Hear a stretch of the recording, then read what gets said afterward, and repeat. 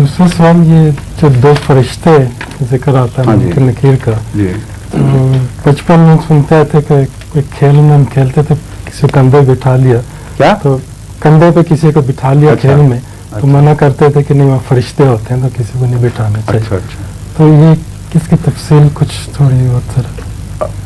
वो जाहिर बात है, बचपन की बातें हैं, गलत बातें थी। कंधे पर दुनिया जहान के बोझ उठा देते हैं, तो फरिश्ते तो ऐसे मादी चीज तो नहीं है जिन्होंने वो जगह घेर के रखी हुई है। दो कंधों पर असल में कंधे जिम्मेदारी के निशान हैं और इंसान पर जिम्मेदारियां हैं। कुछ जिम्मेदारियां वो अदा कर सकता है उम्दगी के साथ, कुछ में नाकाम रह जाता है। जो नाकाम रह जाता है वो उसके मनफी खाते में लिखी जाती हैं, जिनमें कामयाब होता है वो मुस्बित खाते में लिखी जाती हैं। तो फरिश्तों से मुराद, कंधे पर फरिश्ते से मुराद नहीं कि यहाँ बैठा आपने हाथ डाले तो पकड़ लें इसको।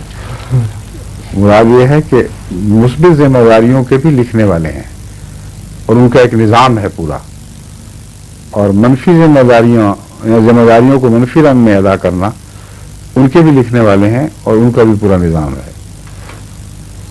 समझ गए? एक फरिश्ता नहीं है जो हर एक का अलग अलग फरिश्ता बैठा हुआ है, पूरा एक निज़ाम है खुदा ताला ने, जिसका जिक्र कुरान करीम में दूसरी जगह फरमाया है कि कोई भी ऐसी चीज़ नहीं मगर हमने उसे लिख रखा है। और इंसान क़यामत के दिन खुद कहेगा कि अजीब किताब है कि न कोई छोटी चीज़ छोड़ती है न बड़ी चीज़ छोड़ती है, इल्ला अहसाहा, मगर इसने उसको घेर लिया है। तो एक पूरा निज़ाम है तहरीरों का कि जो कुछ एक दफ़ा हो जाए वो मिट नहीं सकता। फिर उस निज़ाम के जो जिम्मेदार हैं, वहाँ से पता चलता है कि फरिश्ते जिस तरह वसी निज़ाम का हिस्सा है, उसे इनफरादी तौर पर भी सुपुर्द किए गए हैं लोग ऐसे लिखने वालों को, एक वो निगरानी रखें कि इनकी कोई बात भी ज़ाब्ता तहरीर में आए बगैर न रहे। ठीक है।